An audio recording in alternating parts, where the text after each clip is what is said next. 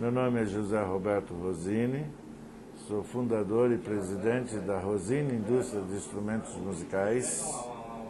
Fundei a empresa em 95. Na época eu era representante comercial e comprava e vendia instrumentos musicais. Ele era representante e eu exercia a mesma função aqui, né? Gerente comercial. Não conhecia quase nada, porque ele era do ramo de eletrônico, né? Ele trabalhava numa empresa de som. Mas devagar ele foi conhecendo, aprendendo, porque era uma importadora. E tinha muita coisa. E ele foi devagarinho, muito atencioso, trabalhador demais, sempre foi muito trabalhador. Em certa época que assim, na empresa tinha que ser exclusivo, né? Não podia trabalhar com outra empresa. E passaram-se, sei lá, acho que um ano e pouco, ele apareceu com um cavaquinho, falando, né, que tinha uma pessoa que estava fabricando alguma coisa, né, fazendo os cavaquinhos, e ele pegou para vender. Na época eu queria fabricar pandeiro, era uma ideia minha, porque tinha uma falta muito grande no mercado nacional e eu estava tentando desenvolver a fabricação do pandeiro. Nesse tempo eu conheci dois luthiers que consertavam instrumentos de corda e fabricavam cavaquinho, só com uma quantidade muito pequena. Foi num fim de tarde, numa sexta-feira, estava reunido um pessoal na calçada de um bar tomando cerveja e o pagode estava no auge na época. Aí surgiu a ideia de fabricar cavaquinho. Estava o Zé Pereira, ele estava se desligando da Delvecchio, né, Thelma? Construtor de instrumento musical mesmo, essa formação dele, a escola dele foi a Delvecchio. Ali, com os grandes mestres da Delvecchio, o primeiro o seu Turilo, depois o seu Chico, né, o seu Francisco, teve esse contato direto com eles e com esses músicos que iam lá também, como o Tião Carreiro.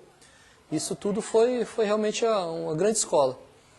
E aí foi quando ele, depois de quase 30 anos trabalhando lá na Delvecchio, né, toda a carreira dele praticamente, tirando a fábrica de guarda-chuva, todo o restante da vida dele foi na Delvecchio.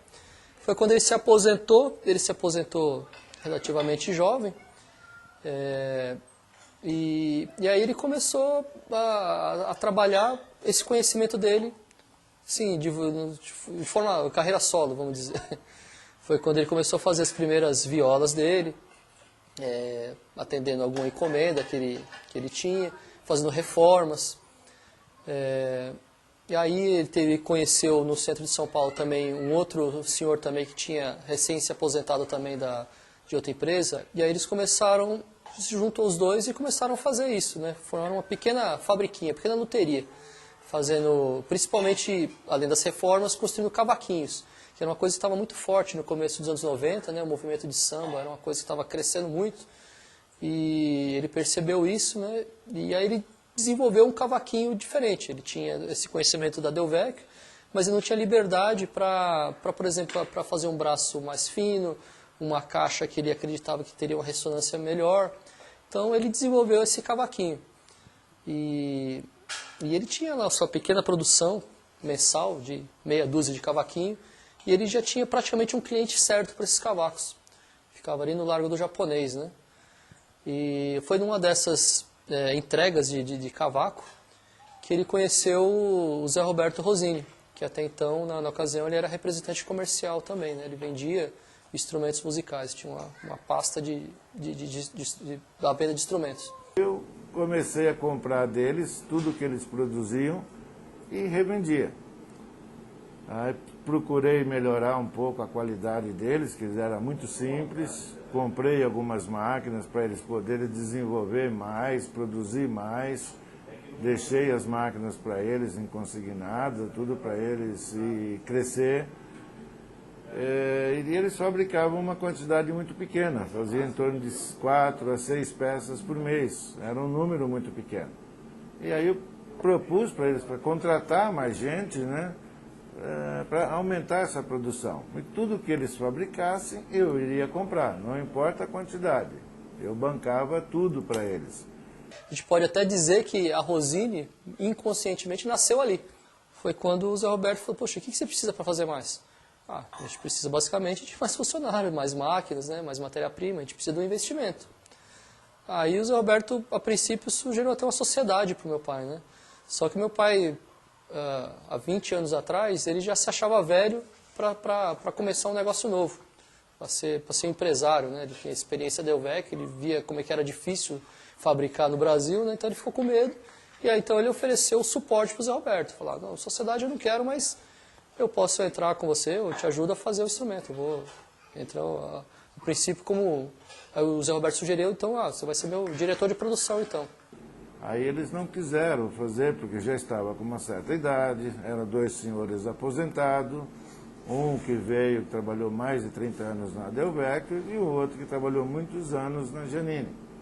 Só que os 2 não quiseram assumir responsabilidade, contratar a gente. Eu até lembro de uma frase muito interessante, que eu não dei ouvido naquele dia. Se eu tivesse dado, talvez eu não estaria aqui falando isso para vocês, viu? Que ele falou, Zé, não dá, funcionário dá muito trabalho, e sindicato, isso, eu não tenho mais idade nem estrutura para isso, não dá.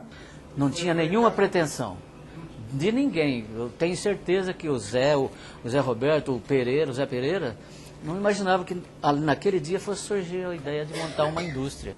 Eles chegaram reclamando comigo que não tinha dinheiro para pagar o aluguel, que o dinheiro não dava. Aí eu dei o dinheiro para ele pagar o aluguel e resolvi propor crescer. Eu falei, então vamos fazer o seguinte, vocês não querem trabalhar para mim? Vamos inverter a coisa? Aí eu vou ter responsabilidade de funcionário, essas coisas, vocês vão trabalhar comigo. Vocês vão ser meu funcionário, nós vamos contratar mais gente e vamos tentar crescer. O dinheiro que ele tirava de comissão, ele investia tudo. Ele comprava. Madeira ele não tinha ainda muita noção, por isso que ele pegava madeira de construção mesmo, porque ele ouvia acho que falar madeira antiga, madeira nobre, né? Então o prédio vai demolir um prédio, ele ia lá, pegava a madeira e levava para ver se dava para fazer alguma coisa. Aí a gente sempre via ele com o carro, né? Com tranqueira mesmo. Nossa, era madeira que ele encontrava, de construção mesmo. E teve um dia que ele pediu um fitilho, né, uma corda, qualquer coisa, para fechar o capô, né, atrás, né, fechar a tampa traseira do carro. Aí eu desci até na expedição, fui lá com ele, né, pegar o fitilho. Quando eu olhei, gente do céu. O carro, que nem a gente coloca coisa no carro, né, não, estava socado de madeira, de tudo que era jeito, com prego, com tudo. O carro dele já era uma bagaça. Tava um terror.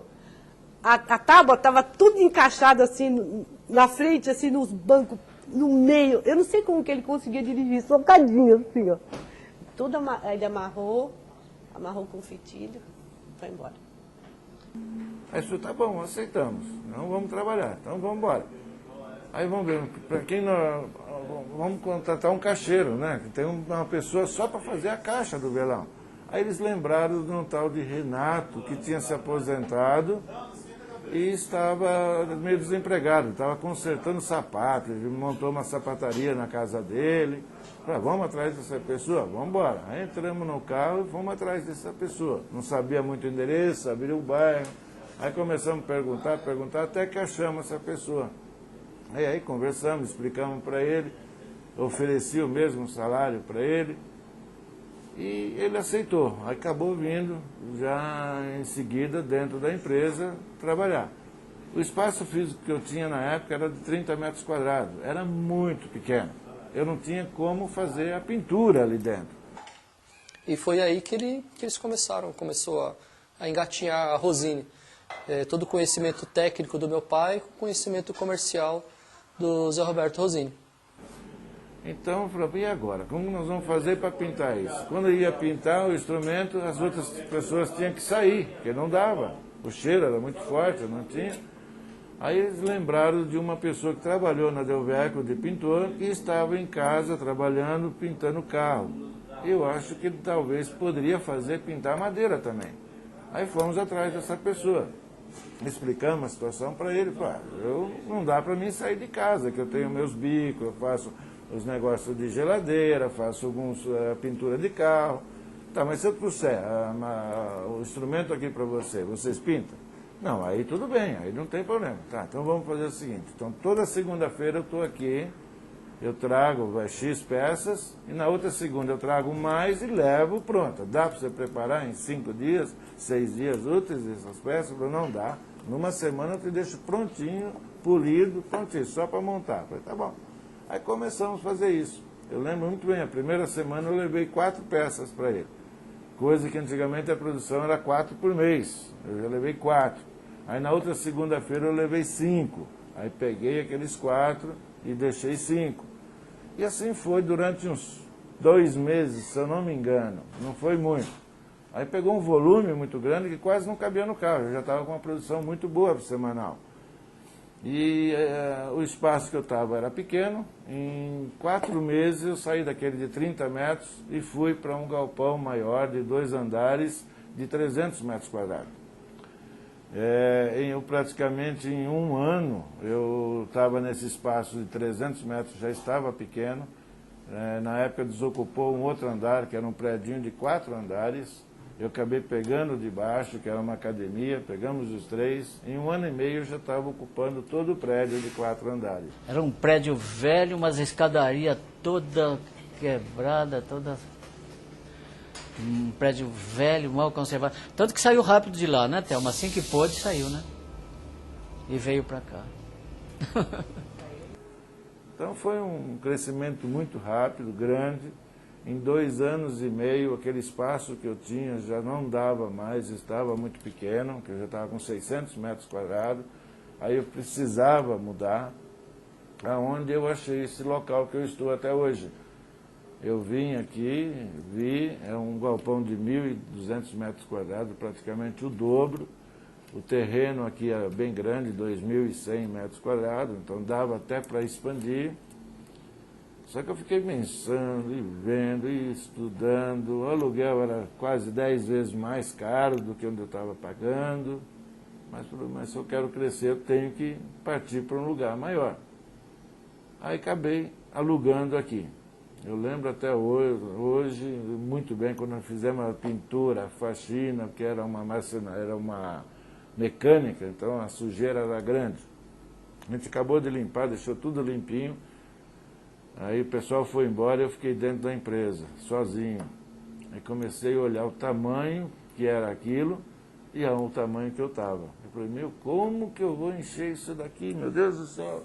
E fiquei. Eu sei que eu saí daqui, era mais de meia-noite, sem saber como fazer para encher o espaço.